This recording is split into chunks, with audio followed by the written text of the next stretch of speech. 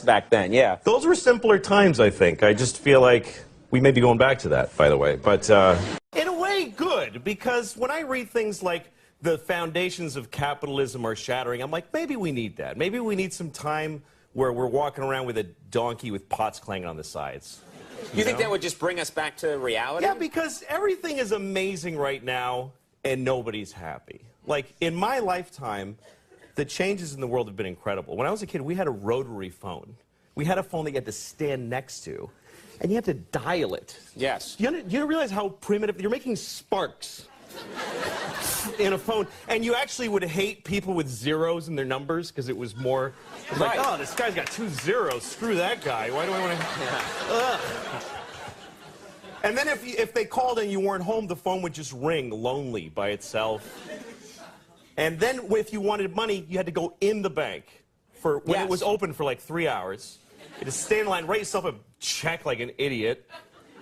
And then when you ran out of money, you just go, well, I can't do any more things now. Right. I can't do any more things. That's it, yeah. That was it. And even if you had a credit card, the guy would go, ugh, and he'd bring out this whole shunk, and he'd write, he'd have to call the president to see if you had any money. And it's all true, kids. You had to call the president, yeah. It was ridiculous. Yes. Do you feel that we now, in the 21st century, we take technology for granted? Well, yeah, because now we live in an amazing, amazing world, and it's wasted on the crappiest generation of just spoiled idiots that don't care, because this is what people are like now. They got their phone, and they're like, it won't.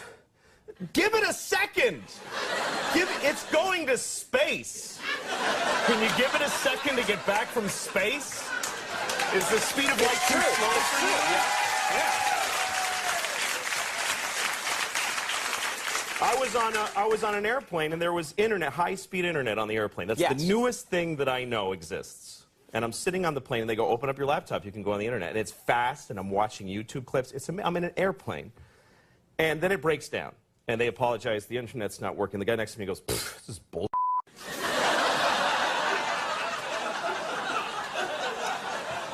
Like, how quickly the world owes him something he knew existed only 10 seconds ago. Right. And on planes,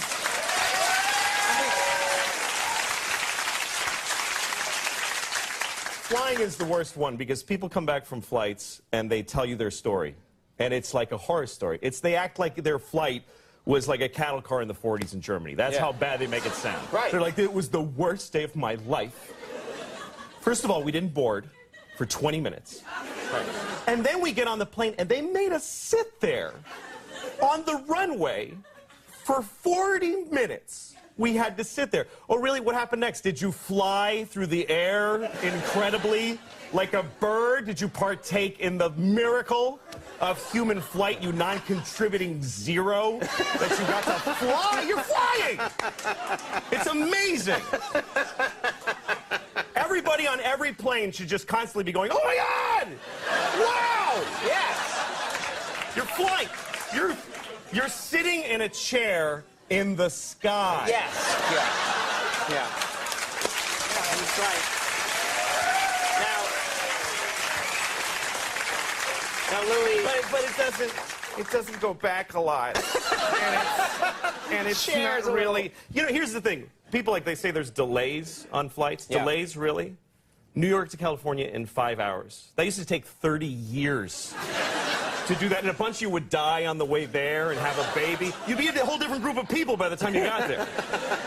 Now you watch a movie and you take a dump and you're home. Yeah.